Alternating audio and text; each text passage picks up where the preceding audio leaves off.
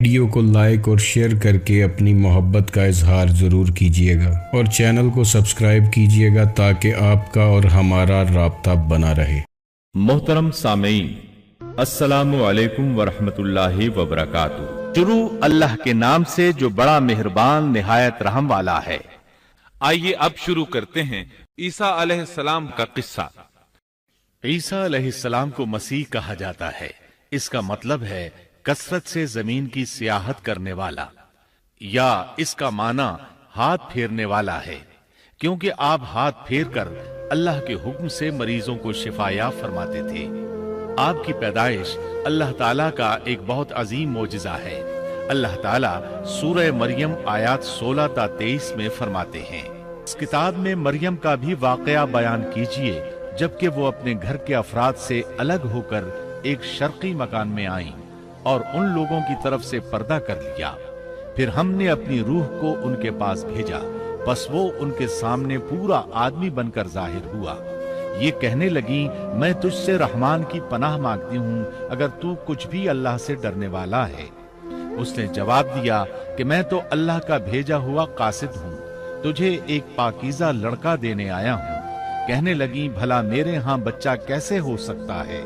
مجھے تو کسی انسان کا ہاتھ تک نہیں لگا اور نہ میں بدکار ہوں۔ اس نے کہا، بات تو یہی ہے، لیکن تیرے پروردگار کا ارشاد ہے کہ وہ مجھ پر بہت ہی آسان ہے، ہم تو اسے لوگوں کے لیے ایک نشانی بنا دیں گے اور اپنی خاص رحمت۔ یہ تو ایک طے شدہ بات ہے۔ پس وہ حمل سے ہو گئیں اور اسی وجہ سے وہ یکسو ہو کر ایک دور کی جگہ چلی گئیں۔ پھر درد ذہن اسے ایک کھجور کے تنے کے نیچے لے آیا اور بے ساختہ زبان سے نکل گیا کہ کاش میں اس سے پہلے ہی مر گئی ہوتی اور لوگوں کی یاد سے بھی بھولی بسری ہو جاتی۔ سیدہ مریم بہت عبادت گزار تھی۔ انہوں نے اپنے اور لوگوں کے درمیان آڑ بنا لی تھی۔ انہیں کھانا بھی پردے کے پیچھے سے پکڑایا جاتا۔ اللہ تعالیٰ کی طرف سے بھی انہیں خاص رزق مل رہا تھا۔ اس حالت میں جبریل علیہ السلام ان کے پاس آئے۔ انہوں نے ان کے گریبان میں اللہ کے حکم سے پھونک ماری، اس سے انہیں حمل ٹھہر گیا۔ ولادت کا وقت آیا تو آپ لوگوں سے بہت دور یعنی بیت اللحم چلی گئیں۔ وہیں انہیں درد ذہ شروع ہوا۔ تب کہنے لگی، کاش میں اس سے پہلے مر جاتی۔ اللہ تعالیٰ کی طرف سے ارشاد ہوا، سورہ مریم آیات 24 تا 28 میں ہے۔ اتنے میں اسے نیچے سے ہی آواز دی کہ آزردہ خاطر نہ ہو، تیرے رب نے تیرے پاؤں تلے ایک چشمہ جاری کر دیا ہے، اور اس کھجور کے تنے کو اپنی طرف ہلا، یہ تیرے سامنے تر و تازہ پکی کھجوریں گرا دے گا۔ اب چین سے کھا پی اور آنکھیں ٹھنڈی رکھ۔ اگر تجھے کوئی انسان نظر پڑ جائے تو کہہ دینا کہ میں نے اللہ رحمان کے نام کا روزہ مان رکھا ہے، میں آج کسی شخص سے بات نہ کروں گی۔ اب عیسیٰ کو لیے ہوئے وہ اپنی قوم کے پاس آئیں۔ سب کہنے لگے، مریم تو نے بڑی بری حرکت کی، اے ہارون کی بہن، نہ تو تیرا باپ برا آدمی تھا اور نہ تیری ماں بدکار تھی۔ یہاں ہارون سے مراد موسیٰ علیہ السلام کے بھائی ہارون علیہ السلام مراد نہیں، بلکہ مریم علیہ السلام کے ایک بھائی کا نام ہارون تھا۔ قوم کی باتیں سن کر مریم علیہ السلام خاموش رہی اور بچے کی طرف اشارہ کر دیا کہ اس سے بات کر لو۔ وہ کہنے لگے، بھلا گود کا بچہ کیسے بات کر سکتا ہے؟ سورہ مریم آیت 29 میں ہے۔ مریم نے اپنے بچے کی طرف اشارہ کیا۔ سب کہنے لگے، لو بھلا ہم گود کے بچے سے کیسے بات کریں؟ اس وقت عظیم معجزہ رونما ہوا۔ سورہ مریم آیت 30 تا 33 میں ہے۔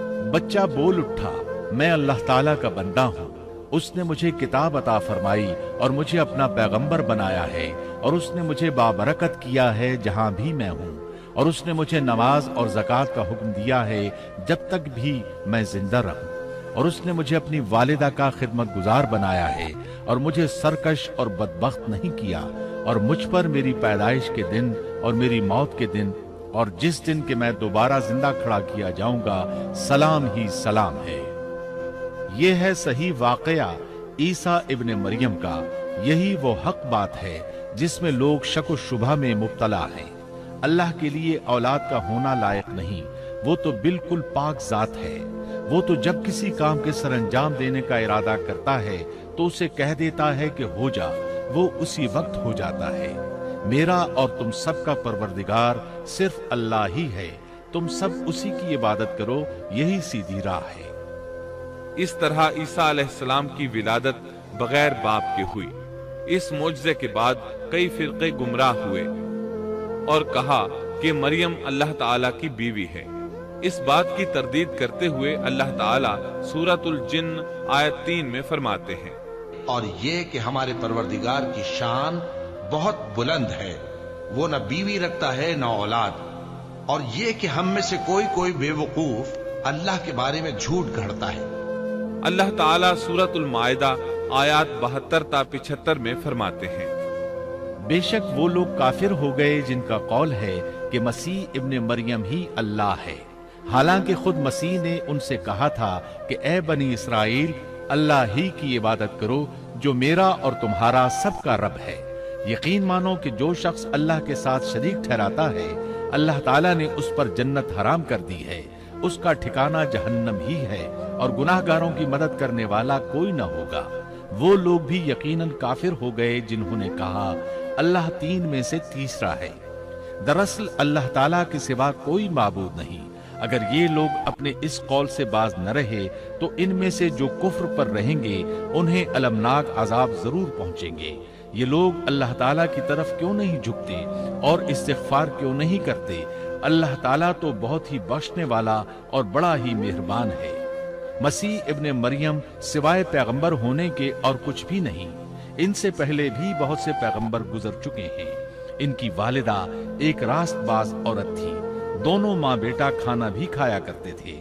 آپ دیکھیے کہ کس طرح ہم ان کے سامنے دلیلیں رکھتے ہیں، پھر غور کیجئے کہ کس طرح وہ پھرے جاتے ہیں۔ اللہ تعالیٰ نے ان آیات میں عیسائیوں کے عقیدے کا رد کیا ہے، کیونکہ وہ مریم اور عیسیٰ علیہ السلام کو بھی اللہ کا حصہ مانتے ہیں۔ سورہ اخلاص میں بھی ان کے عقیدے کا ان الفاظ میں رد کیا گیا ہے۔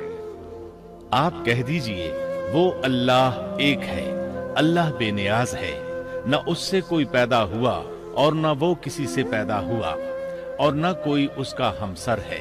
لوگوں نے جب مریم علیہ السلام پر تہمت لگائی، انہیں بدکار کہا، تب اللہ نے فرمایا، سورۃ النساء آیت 156 میں ہے، اور ان کے کفر کے باعث اور مریم پر بہت بڑا بہتان باندھنے کے باعث ہم نے ان پر لعنت کی۔ اسی طرح سورہ آل عمران آیت 59 میں اللہ تعالیٰ فرماتے ہیں، اللہ کے نزدیک عیسیٰ کی مثال ہو بہو آدم کی مثال ہے، جسے مٹی سے پیدا کر کے کہہ دیا کہ ہو جا، بس وہ ہو گیا۔ عیسائیوں کا مریم اور عیسیٰ علیہ السلام کے بارے میں یہ بہت بڑا جھوٹ ہے کہ عیسیٰ علیہ السلام اللہ کے بیٹے اور مریم اللہ کی بیوی ہیں۔ اللہ تعالیٰ سورہ مریم آیت 88 تا 95 میں فرماتے ہیں، ان کا قول تو یہ ہے کہ اللہ رحمان نے بھی اولاد اختیار کی ہے، یقیناً تم بہت بری اور بھاری چیز لائے ہو۔ قریب ہے کہ اس بہتان کی وجہ سے آسمان پھٹ جائیں اور زمین شق ہو جائے اور پہاڑ ریزہ ریزہ ہو جائیں کہ وہ رحمان کی اولاد ثابت کرنے بیٹھیں۔ شان رحمان کے لائق نہیں کہ وہ اولاد رکھے۔ آسمانوں اور زمین میں جو بھی ہیں سب کے سب اللہ کے غلام بن کر ہی آنے والے ہیں۔ ان سب کو اس نے گھیر رکھا ہے اور سب کو پوری طرح گن بھی رکھا ہے۔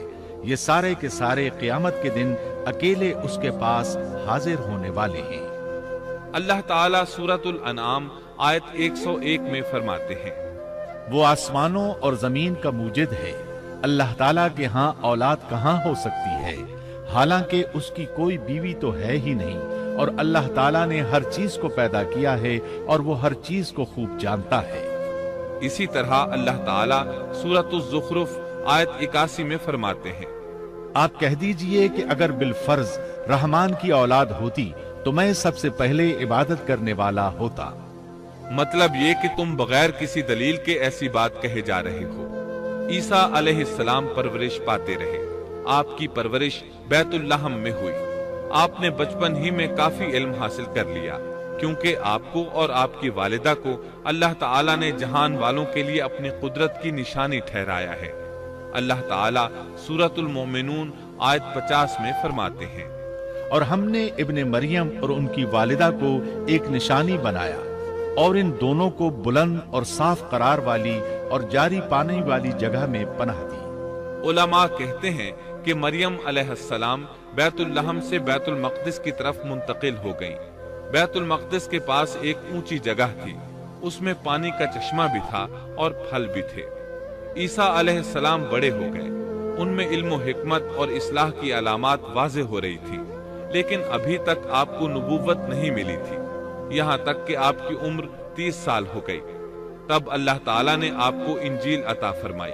इसके बाद आपने अल्लाह के रसूल की हैसियत से दीन की दावत शुरू की। अल्लाह ताला सूरतुल माइदा आयत 46 में फरमाते हैं, और हमने उनके पीछे ईसा इब्ने मरियम को भेजा जो अपने से पहले की किताब तौरात की तस्दीक करने वाले थे, और हमने उन्हें इंजील अता फरमाई जिसमें नूर और हिदायत थी, और वो अपने से पहले की किताब तौरात की तस्दीक करती थी और परहेजगार लोगों के लिए सरासर हिदायत और नसीहत थी।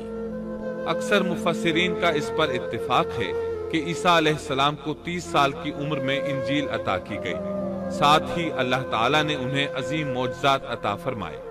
सूरह आले इमरान आयत 48 और 49 में अल्लाह ताला फरमाते हैं, और अल्लाह उसे लिखना और हिकमत और तौरात और इंजील सिखलाएगा, और वो बनी इसराइल की तरफ रसूल होगा कि मैं तुम्हारे पास तुम्हारे रब की निशानी लाया हूँ। मैं तुम्हारे लिए परिंदे की शक्ल की तरह मिट्टी का परिंदा बनाता हूँ, फिर उसमें फूंक मारता हूँ तो वो अल्लाह ताला के हुक्म से परिंदा बन जाता है, और अल्लाह के हुक्म से मैं मादरजात अंधे को और कोढ़ी को अच्छा कर देता हूँ, और मुर्दे को जिला देता हूँ, और जो कुछ तुम खाओ और जो अपने घरों में जखीरा करो मैं वो तुम्हें बता देता हूँ। इसमें तुम्हारे लिए बहुत बड़ी निशानी है अगर तुम ईमानदार हो। इस तरह ईसा अलैहिस्सलाम बनी इसराइल की तरफ मबूस हुए। तमाम नबी किसी खास कौम की तरफ मबूस हुए हैं, जबकि नबी अकरम सल्लल्लाहु अलैहि वसल्लम तमाम इंसानों और जिन्नों के लिए रसूल बनाकर भेजे गए। ये आपकी खुसूसियात में से एक इम्तियाजी खुसूसियत है। अल्लाह ताला ने ईसा इब्ने मरियम अलैहिस्सलाम को अजीम मौजज़ात अता फरमाए। पैदाइशी अंधा बीना हो जाता, कोढ़ी का कोढ़ दूर हो जाता, बरस वाले के जिस्म पर हाथ फेर देते तो उसका बरस खत्म हो जाता, मिट्टी के परिंदे बनाकर फूंक मारते तो वो उड़ने लगते। लेकिन सबसे बड़ा मौजज़ा अल्लाह ताला ने आपको ये अता फरमाया कि आपने अल्लाह के हुक्म से मुर्दों को जिंदा किया। सूरह आले इमरान आयत 50 और 51 में है, और मैं तौरात की तस्दीक करने वाला हूँ जो मुझसे पहले है, और मैं इसलिए आया हूँ कि तुम पर बाज वो चीजें हलाल कर दूं जो तुम पर हराम कर दी गई हैं, और मैं तुम्हारे पास तुम्हारे रब की निशानियां लाया हूँ, इसलिए तुम अल्लाह से डरो और मेरी फरमाबरदारी करो। यकीन मानो कि मेरा और तुम्हारा रब अल्लाह ही है, तुम सब उसी की इबादत करो, यही सीधी राह है। लोगों ने तमाम निशानियां देखी, लेकिन फिर भी कुफ्र पर डटे रहे, ईसा अलैहिस्सलाम की तकजीब करते रहे। अल्लाह ताला सूरह आले इमरान आयत 52 में फरमाते हैं, मगर जब ईसा ने उनका कुफ्र महसूस कर लिया तो कहने लगे, अल्लाह की राह में मेरी मदद करने वाला कौन है? हवारियों ने जवाब दिया कि हम अल्लाह की राह के मददगार हैं, हम अल्लाह पर ईमान लाए और आप गवाह रहिए कि हम ताबेदार हैं। सूरत उस-सफ में अल्लाह ताला ईसा अलैहिस्सलाम की जुबानी फरमाते हैं कि उन्होंने ईमानदारों को मुखातिब करके कहा, ऐ ईमान वालो, तुम अल्लाह के मददगार बन जाओ, जिस तरह मरियम के बेटे ईसा ने हवारियों से फरमाया कि कौन है जो अल्लाह की राह में मेरा मददगार बने। हवारियों ने कहा, हम अल्लाह की राह में मददगार हैं। बस बनी इसराइल में से एक जमात तो ईमान ले आई और एक जमात ने कुफ्र किया, तो हमने मोमिनों की उनके दुश्मनों के मुकाबले में मदद फरमाई, बस वो गालिब आ गए। इसके बाद अल्लाह ताला ने दीन ईसवी को यहूदियों के मजहब पर गालिब कर दिया। जब लोगों ने कुफ्र किया उस वक्त सिर्फ हवारी आप पर ईमान लाए थे, उनकी तादाद सिर्फ 12 थी। बाद में दीन ईसवी को अल्लाह ताला ने मुकम्मल तौर पर गलबा अता फरमाया। हवारी ईमान जरूर लाए थे, लेकिन उनमें किसी कदर तरद्दुद था। अल्लाह ताला सूरतुल माइदा आयत 111 ता 115 में फरमाते हैं, और जब मैंने हवारियों को हुक्म दिया कि तुम मुझ पर और मेरे रसूल पर ईमान लाओ, उन्होंने कहा, हम ईमान लाए और आप गवाह रहिए कि हम पूरे फरमाबरदार हैं। وہ وقت یاد کے قابل ہے جبکہ حواریوں نے عرض کیا، اے عیسیٰ ابن مریم، کیا آپ کا رب ایسا کر سکتا ہے کہ ہم پر آسمان سے ایک خوان نازل فرما دے؟ آپ نے فرمایا کہ اللہ سے ڈرو اگر تم ایماندار ہو۔ وہ بولے کہ ہم یہ چاہتے ہیں کہ اس میں سے کھائیں اور ہمارے دلوں کو پورا اطمینان ہو جائے اور ہمارا یہ یقین اور بڑھ جائے کہ آپ نے ہم سے سچ بولا ہے اور ہم گواہی دینے والوں میں سے ہو جائیں۔ عیسیٰ ابن مریم نے دعا کی کہ اے اللہ، اے ہمارے پروردگار، ہم پر آسمان سے کھانا نازل فرما کہ وہ ہمارے لیے یعنی ہم میں جو اول ہیں اور جو بعد ہیں سب کے لیے ایک خوشی کی بات ہو جائے اور تیری طرف سے ایک نشان ہو جائے، اور تو ہم کو رزق عطا فرما دے اور تو سب عطا کرنے والوں سے اچھا ہے۔ حق تعالی نے ارشاد فرمایا کہ میں وہ کھانا تم لوگوں پر نازل کرنے والا ہوں، پھر جو شخص تم میں سے اس کے بعد کفر کرے گا تو میں اس کو ایسی سزا دوں گا کہ وہ سزا دنیا جہان والوں میں سے کسی کو نہ دوں گا۔ اور یہ اللہ تعالیٰ کی سنت ہے کہ جب منہ مانگا معجزہ آ جائے اور اس کے بعد بھی لوگ کفر کریں تو وہ تمام لوگ ہلاک کر دیے جاتے ہیں۔ آخرکار وہ کھانا اترنے لگا، انہوں نے اس کھانے کو کھایا اور ایمان پر قائم رہے، البتہ ان میں سے ایک نے خیانت کی، اس کا ذکر آگے آئے گا۔ ان مسلسل معجزات کا لوگوں میں چرچا ہونے لگا۔ یہودی عالموں اور بادشاہوں کو اس بات کی فکر ستا رہی تھی کہ لوگ ان کی پیروی چھوڑ کر عیسیٰ ابن مریم علیہ السلام کے پیروکار بن رہے ہیں، گویا ان کی حکومت ڈگمگا رہی تھی، دنیاوی بادشاہت بھی ہاتھ سے نکل رہی تھی اور دینی امور کی قیادت سے بھی ہاتھ دھونے پڑ رہے تھے۔ یہ صورتحال دیکھ کر یہودی عالم یہودی بادشاہ کے پاس گئے، اسے عیسیٰ علیہ السلام کے بارے میں خوف زدہ کرنے لگے، کہنے لگے وہ خود کو یہود کا بادشاہ خیال کرتا ہے اور دعویٰ کر رہا ہے کہ جلد تم سے بادشاہت چھین لے گا۔ بادشاہ کو اپنی حکومت کی پڑ گئی، اس نے حکم دیا اسے سولی پر چڑھا دو۔ اس وقت سزا کا یہی طریقہ تھا، آدمی کو قتل نہیں کرتے تھے، سولی پر لٹکا دیا کرتے تھے، ہاتھوں پیروں میں کیل ٹھونک دیے جاتے تھے، اسی حالت میں لٹکا ہوا وہ ختم ہو جاتا تھا۔ اس طرح یہودیوں نے عیسیٰ علیہ السلام کے قتل کا پروگرام بنایا۔ یہ آپ کے رسول بننے کے 3 سال بعد کی بات ہے۔ انجیل متی کے مطابق یہودیوں نے جس شخص کو عیسیٰ علیہ السلام کے خلاف ابھارا تھا وہ روم کا گورنر تھا، اس کا نام پونتس پیلاطس تھا۔ اس نے اپنے سپاہیوں سے مل کر عیسیٰ علیہ السلام کو گرفتار کرنے کی سازش تیار کی اور عیسیٰ علیہ السلام کے ایک شاگرد یہودا اسکریوتی کو 30 دینار پر جاسوسی کے لیے تیار کر لیا۔ ان دنوں عیسیٰ علیہ السلام مذہبی تہوار فصح منانے بیت المقدس آئے ہوئے تھے۔ یہاں عیسیٰ علیہ السلام نے کھانا کھایا اور اپنے 11 شاگردوں سمیت شہر سے باہر کتسمنی نامی ایک جگہ پر رات گزارنے کے لیے تشریف لے گئے۔ پھر اپنے شاگردوں سے الگ ہو کر اللہ سے یوں دعا کی، اے میرے اللہ، اگر ہو سکے تو یہ پیالہ یعنی موت مجھ سے ٹل جائے۔ اس کے جواب میں تسلی نازل ہوئی۔ علماء کا اس بات پر اتفاق ہے کہ جب یہودی عیسیٰ علیہ السلام کے شاگرد یہودا اسکریوتی کی یہ رہنمائی پر وہاں پہنچے جہاں عیسیٰ علیہ السلام اور ان کے شاگرد تھے، تو ان لوگوں نے عیسیٰ علیہ السلام اور ان کے حواریوں کا محاصرہ کر لیا۔ عین اسی وقت اللہ تعالیٰ نے عیسیٰ علیہ السلام کو آسمان پر اٹھا لیا اور مخبری کرنے والے عیسیٰ علیہ السلام کے شاگرد یہودا پر عیسیٰ علیہ السلام کی مشابہت ڈال دی گئی۔ چنانچہ حکومت کے اہلکاروں، یہودیوں، حتیٰ کہ خود حواریوں نے بھی اسی کو عیسیٰ سمجھ لیا اور اسی کو لے جا کر پھانسی پر چڑھا دیا، جیسا کہ سورۃ النساء میں اللہ تعالیٰ فرماتے ہیں۔ اور اس وجہ سے بھی ہم نے ان پر لعنت کی کہ انہوں نے کہا کہ ہم نے مسیح ابن مریم جو کہ اللہ کا رسول ہے اسے قتل کیا ہے، حالانکہ نہ انہوں نے اسے قتل کیا اور نہ سولی دیا، لیکن ان کو شبہ پڑ گیا، اور جو لوگ اس میں اختلاف کر رہے ہیں وہ خود شک میں ہیں، انہیں حقیقت حال کا کچھ علم نہیں، محض ظن کے پیچھے لگے ہوئے ہیں۔ اور یہ یقینی بات ہے کہ انہوں نے عیسیٰ ابن مریم کو قتل نہیں کیا تھا، بلکہ اللہ نے اسے اپنی طرف اٹھا لیا تھا، اور اللہ بہت زور آور اور حکمت والا ہے۔ عیسائی اور یہودی اس بات پر متفق تھے کہ عیسیٰ علیہ السلام کو سولی چڑھا دیا گیا ہے، لیکن ان میں تھوڑا سا اختلاف تھا یہودی کہتے تھے کہ وہ قتل ہو گئے ہیں، جبکہ عیسائی کہتے تھے کہ وہ 3 دن تک مردہ رہنے کے بعد زندہ ہوئے اور آسمان پر چلے گئے۔ اللہ تعالیٰ نے ان دونوں گروہوں کی تردید کرتے ہوئے فرمایا کہ یہ شک میں مبتلا ہیں۔ در حقیقت یہ لوگ عیسیٰ علیہ السلام کو گرفتار نہ کر سکے تھے۔ بہرحال عیسیٰ علیہ السلام کے آسمان پر اٹھائے جانے کے بعد یہود غالب آ گئے اور دین عیسوی کی اشاعت پر پابندی لگا دی۔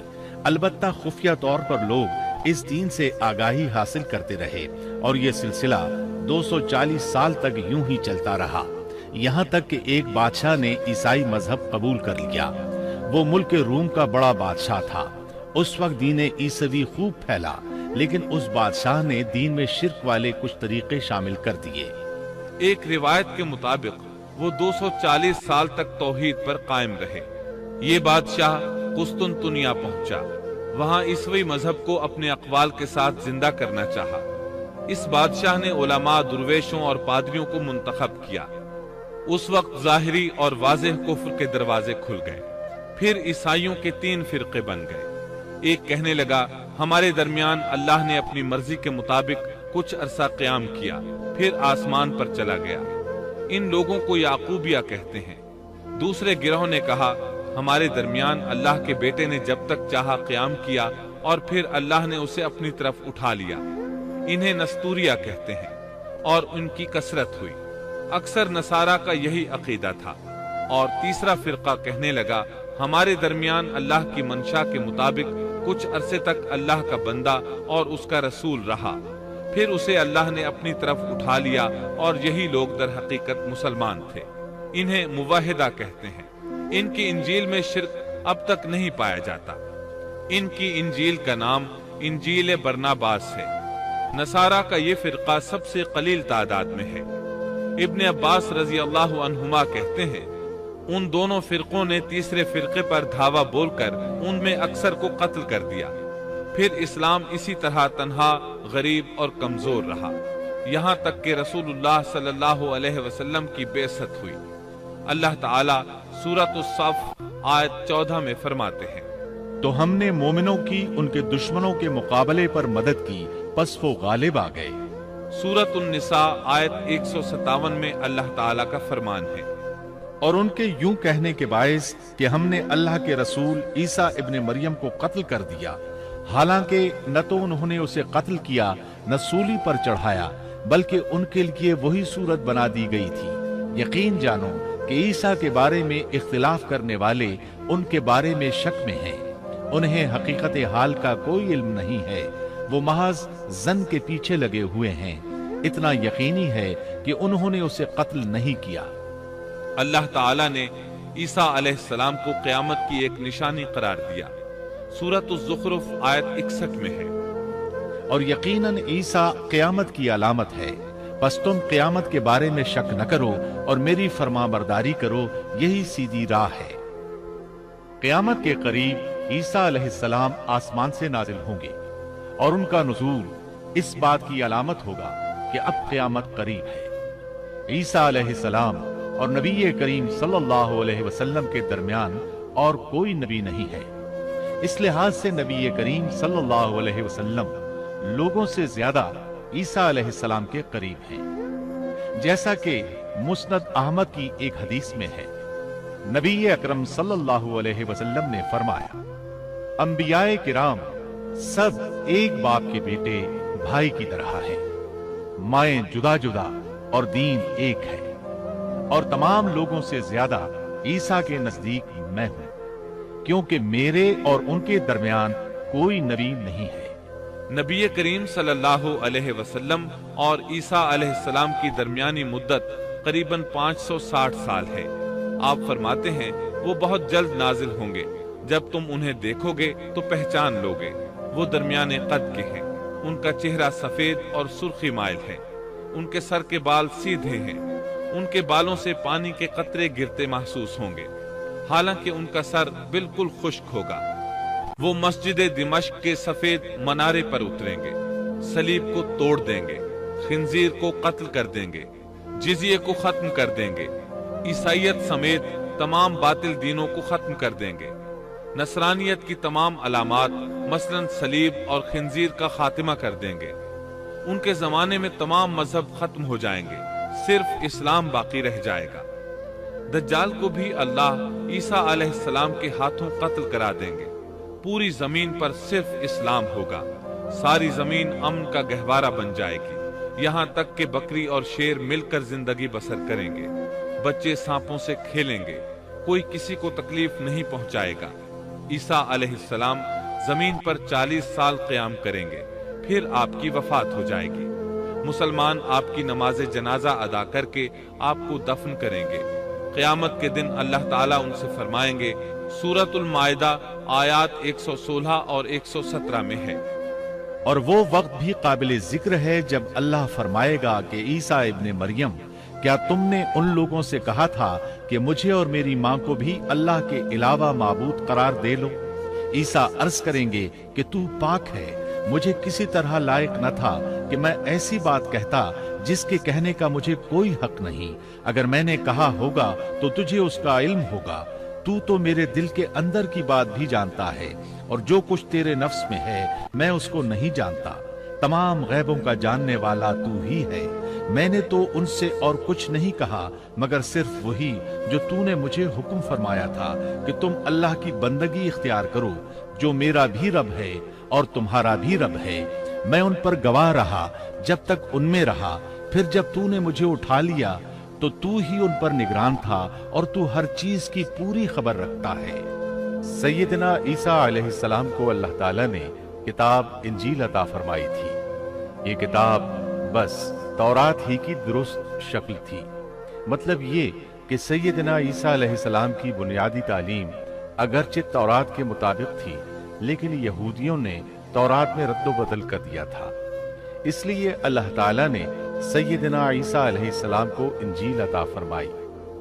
सैयदना ईसा अलैहिस्सलाम को नबूवत मिली तो आपने उन सब की इस्लाह की कोशिशें शुरू की। उस वक्त के यहूदी भी 4 तबकात में बट गए थे। उनके अकायद वो नहीं रहे थे जो मूसा अलैहिस्सलाम ने उन्हें दिए थे। आपने उन सब के अकायद का जायजा लिया और उनकी इस्लाह के लिए अपनी जिंदगी वक्फ कर दी।